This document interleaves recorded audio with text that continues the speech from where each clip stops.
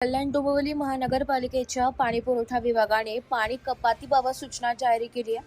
भारतीय हवामान खात्याने यावर्षी अल निनो व ओढीच्या प्रभावामुळे पावसाळा लांबण्याची शक्यता व्यक्त केल्याने पेयजल नियोजनाचे निर्देश देण्यात आले। त्या अनुषंगाने जलसंपदा विभागासोबत झालेल्या बैठकीत निर्णयानुसार भविष्यात पाणी टंचाईची परिस्थिती उद्भवू नये यासाठी पाणी कपात करण्याचा निर्णय घेण्यात आला।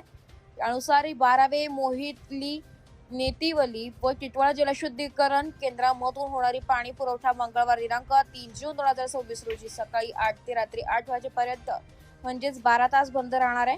या पाणी कपातीचा परिणाम कल्याण पूर्व पश्चिम, डोंबिवली पूर्व पश्चिम तसेच कल्याण ग्रामीण भागातील मांडा, टिटवाळा, वडवली, आंबेवली, शहाड, अटाळी व इतर गावांवर होणार आहे।